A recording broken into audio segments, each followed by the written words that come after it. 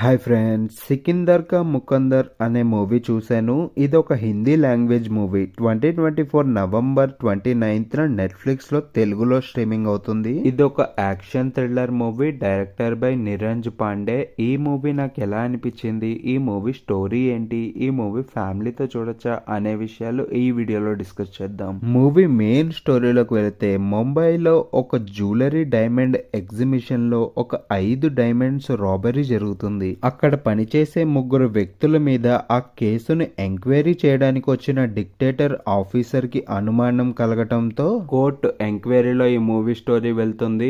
ఆ 3లో ఎవరు దొంగతనం చేశారు, ఎందుకు చేశారు, ఆ దొంగతనం చేసిన వాళ్ళని ఆ డిక్టేటర్ ఆఫీసర్ పట్టుకున్నారా లేదా అనే విషయాలు మీరు ఈ మూవీ చూసి తెలుసుకోవాలి. నాకైతే మూవీ నచ్చింది భయ్యా. చివరి వరకు ట్విస్ట్ ను నేను కనిపెట్టలేకపోయాను. ఈ మూవీలో సస్పెన్స్ బాగా మెయింటైన్ చేశారు. ఏ మూవీలో అయినా రియల్ లైఫ్ లో అయినా కేసును ఒక డిక్టేటర్ ఆఫీసర్ 1 సంవత్సరం లేదా 2 సంవత్సరాలు ఎంక్వైరీ చేస్తారు. ఈ మూవీలో 15 సంవత్సరాలు ఎంక్వైరీ చేసినట్టు చూపించారు. 15 సంవత్సరాలు సీక్రెట్ ఎంక్వైరీ తర్వాత అయినా దొంగ దొరికాడా లేదా అనే విషయం మీరు ఈ మూవీ చూసి తెలుసుకోండి. ఈ మూవీలో డైరెక్షన్ గానీ, సినిమాటోగ్రఫీ గానీ, బ్యాక్గ్రౌండ్ స్కోర్ గానీ బాగుంది. ఎటువంటి క్లమ్జీనెస్ గానీ, బోర్ గానీ అనిపించలేదు. ఈ మూవీలో ఒకే ఒక సాంగ్ ఉంది, అది హిందీలో ఉంది. తెలుగులో ఉంటే బాగుండు అని నాకు అనిపించింది. ఈ మూవీ రన్ టైం వచ్చేసి 2:24. ఈ మూవీ ఫ్యామిలీతో కూడా చూడొచ్చు. ఎటువంటి మసాలా సీన్స్ లేవు. ఈ మూవీ టైం పాస్ కోసం ఒక్కసారి చూడొచ్చు